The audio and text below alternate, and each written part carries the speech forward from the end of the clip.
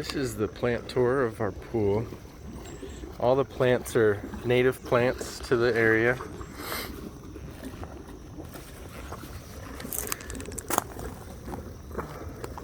This is, what is this one?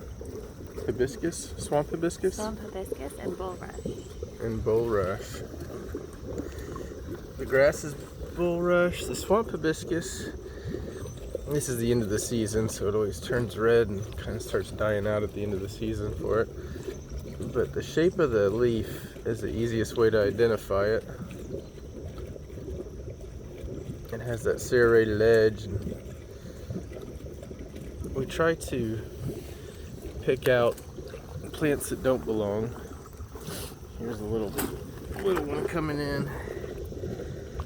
Sometimes they can get hard to identify. Here's a little guy coming in that I don't believe is one that we want. Try to keep it to just the native swamp plants. Here we have swamp milkweed. Milkweed. The monarch butterfly caterpillar. Yeah, the monarchs eat this, which is a good thing. Here's one of the caterpillars. You can see how that one's missing all of its leaves. So that guy's been busy. Hopefully he survives and turns into a monarch. This is what they look like towards the end of the season, but they're easy to identify by the leaves too. They have those long pointy leaves. Usually little purple flowers too. Oh yeah, little purple flowers.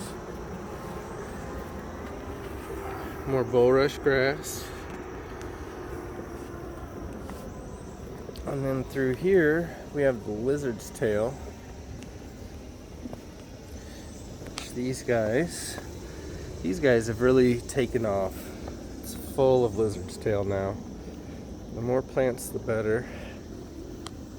Like those little tails. Hey, I didn't know we had this guy here. Cardinal Flower. The hummingbirds visit them. Yeah. You see that? Did you show the tail of the lizard's tail? Oh yeah, so the lizard's tail, I guess all the tails have turned black now, but here's the tail. Let's see if I can focus it. That's how you know it's a lizard's tail. Those are green for most of the season. At the end of the season, they turn that dark color. Oh, there's more cardinal flower tucked in here too. And there's another monarch down there. That one's on a lizard's tail. That's odd. Oh, that is odd. I might have to relocate him. This grass is Frank sedge. Frank sedge grass.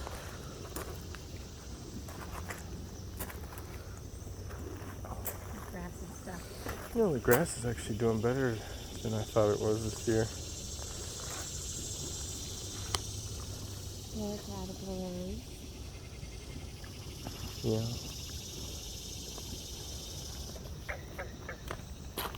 More milkweed, okay. More lizard's tail. Here's the lizard's tail when it's still at the end of its season, but a little more green.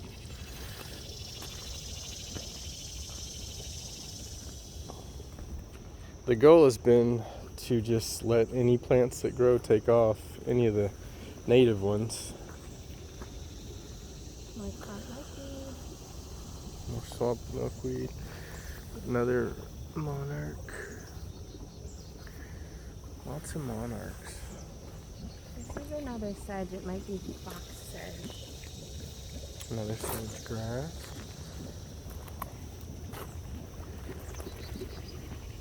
More sedges.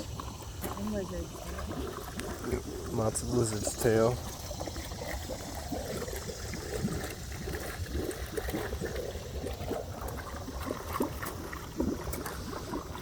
More swamp hibiscus.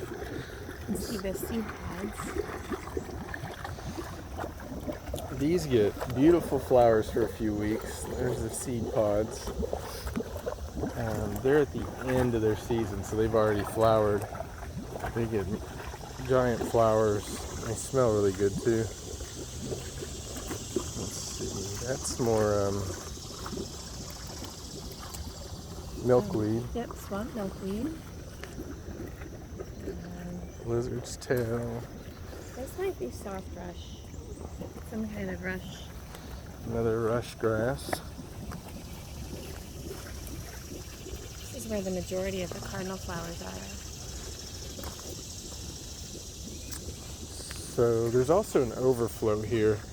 You can see it by the little bit of gravel right there. It's just built kind of like a French drain, and it goes out.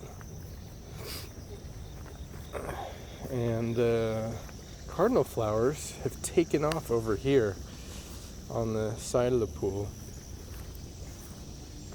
So they really like this area. They like it more than the pool for some reason. And a little bit of chicory. Oh yeah, some chicory.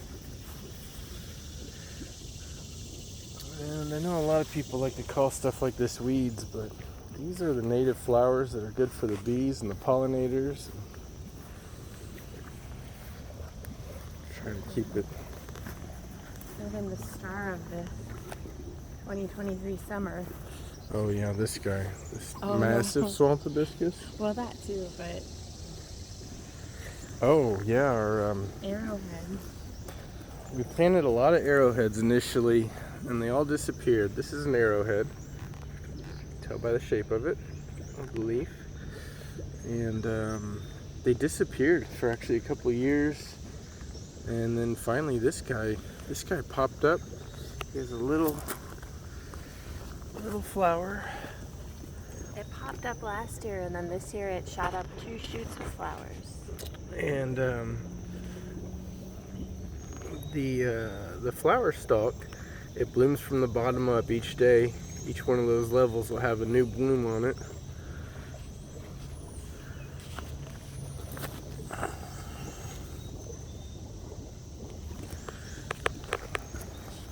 Yeah, this hibiscus is huge.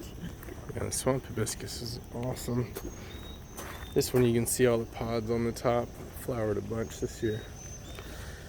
And this is where it gets really important to identify these guys by their leaves, because they can, maples, we have a lot of maples here and other things, so seeds start sprouting in this perimeter, and as we can identify them, we just pluck them out.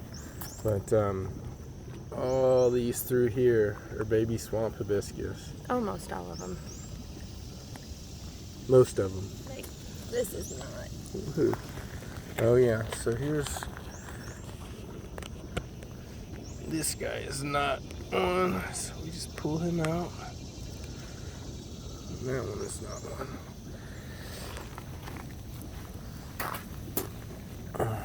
That's not one.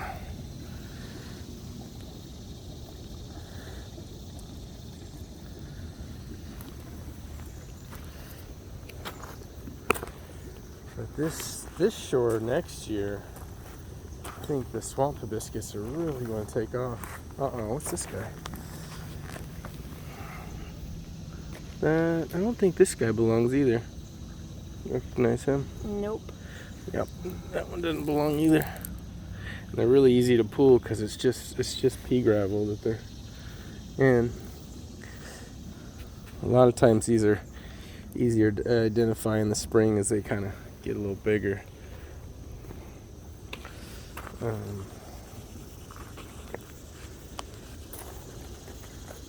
Bulrush.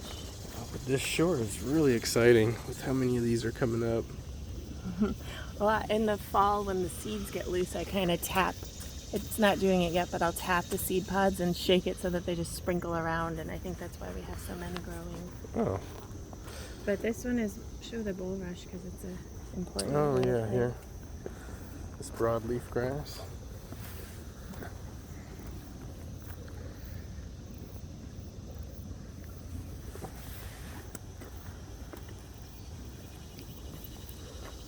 I think This is another type of sedge. Yeah, it looks like another sedge grass.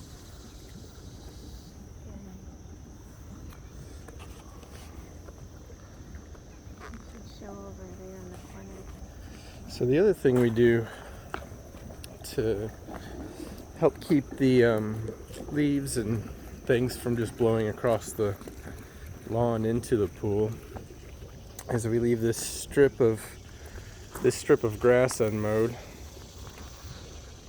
and that just creates a natural barrier, and it also has lots of good things for our pollinators. And I don't know, it has this grass in it, this real tall grass. I don't know if it's a native grass or not, but I like how tall and it grows, so I've been stripping the seeds off and respreading them in this ring.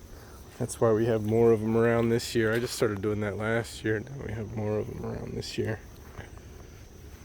But that little ring of grass, it helps a lot with keeping the leaves out during the fall.